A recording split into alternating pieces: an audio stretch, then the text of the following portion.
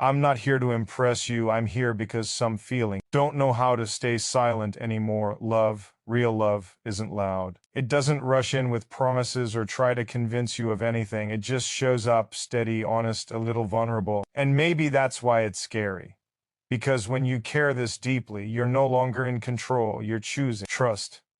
When I say keep your heart in my hand, I don't mean possession, I mean responsibility. I mean holding something fragile with patience, not fear. I mean understanding that a heart isn't something you grab, it's something you protect.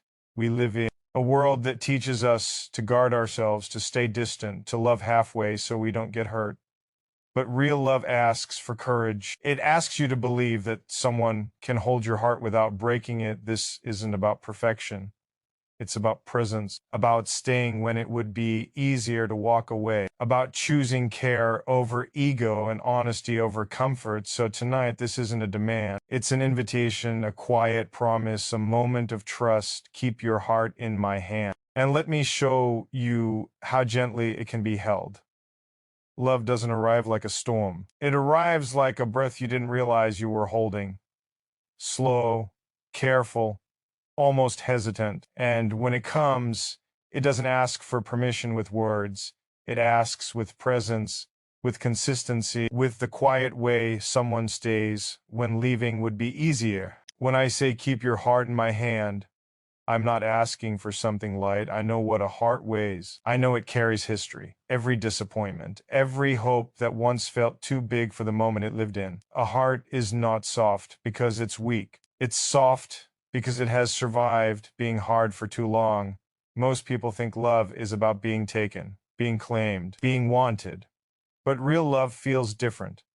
It feels like being understood without having to explain every scar. It feels like being allowed to rest, like finally letting your guard lower an inch at a time, not because someone demanded it, but because they earned the right to stand that close.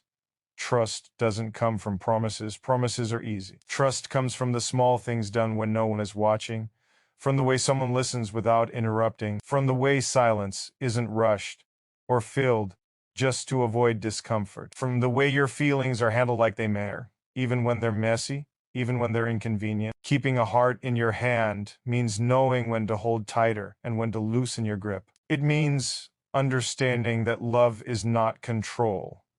Control bruises, love steadies, love notices the tremble before the fall. Love doesn't shame vulnerability, it protects it. We've all learned how to survive, how to smile while holding pain behind our ribs, how to say I'm fine when we're anything but. So when someone offers their heart, it's not because they're fearless. It's because they're brave enough to risk being seen again. A heart remembers everything. It remembers being ignored, being compared, being chosen second. So when you hold it, you're not just holding what it is now, you're holding what it's been through. You're holding nights it cried quietly, words it never said, love it gave without guarantee. Keeping a heart in your hand means you don't play with it when you're bored. You don't squeeze it when you're angry.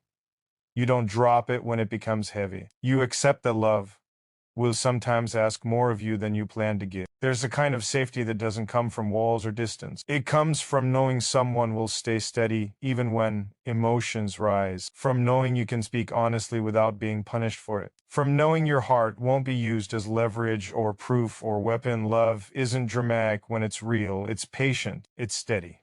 It's choosing the same person on ordinary days, not just in moments of intensity. It's showing up when there's nothing to gain except closeness. Keeping your heart in my hand means I see its value even when you forget it, even when you doubt yourself, even when you feel like you're too much or not enough. It means I won't rush you into becoming someone else just to make loving you easier. A heart opens slowly for a reason. It learned caution the hard way, so I won't demand trust. I'll earn it. In the pauses, in the consistency, in the way I don't disappear or when things get real. Love isn't about fixing someone. It's about standing beside them while they grow at their own pace. It's about choosing kindness even when misunderstanding shows up. It's about letting connection be stronger than pride. Keeping your heart in my hand means I'll treat it like something alive, something that needs warmth, not pressure, care, not perfection, time, not force. Because love that lasts doesn't rush. It doesn't shout. It doesn't prove itself by pain. It proves itself by how gently it holds what it's been given, by how carefully it guards what it didn't create, by how deeply it understands that a heart is not owned, it is trusted. And trust is the rarest thing two people can share, especially in a world that teaches us to protect ourselves from feeling too much, from caring too deeply, from believing that someone could really hold us without letting us fall, and still choosing to play your heart there anyway, slowly, carefully, with quiet hope, with open hands, with the kind of courage that doesn't need applause. Only honesty, only patience, only the willingness to stay present when love stops being easy and starts being real. Love is a choice you make again and again, not because it's easy, but because it matters. Fear wants shortcuts. Fear wants distance dressed up as strength. But love asks you to stay present when your instincts tell you to run. It asks you to feel instead of shutting down, to listen instead of defending yourself, to care, even when there's a risk of being hurt. When you choose love, you're not choosing comfort, you're choosing responsibility. Responsibility for how your words land, for how your silence is interpreted, for how your actions echo long after the moment has passed. Love doesn't give you permission to be careless just because your intentions were good. Fear is loud. It convinces you that protecting yourself is the same as closing off. It teaches you to keep score, to hold back, to love with conditions so you always have an exit. But love doesn't keep emergency exits. Love stays long enough to understand what's really happening beneath the surface. Choosing responsibility means you don't disappear when emotions get heavy. You don't minimize feelings because they're inconvenient. You don't walk away the moment things stop being simple. You recognize that another person's heart is not a burden, it's a trust. Love means noticing when your tone changes, when impatience creeps in, when pride starts speaking louder than care. Responsibility is catching yourself before you hurt someone just because you're hurting too. Fear says, protect your pride. Love says, protect the connection. There will be moments when misunderstanding feels easier than clarity, when silence feels safer than honesty, when distance feels like relief. But love asks you to lean in instead, to ask questions instead of making assumptions. Choose understanding over winning. Responsibility in love means you don't use vulnerability against someone later. You don't throw their fears back at them in moments of anger. You don't store weaknesses like weapons for future fights. You hold what you're trusted with gently, even when emotions are high.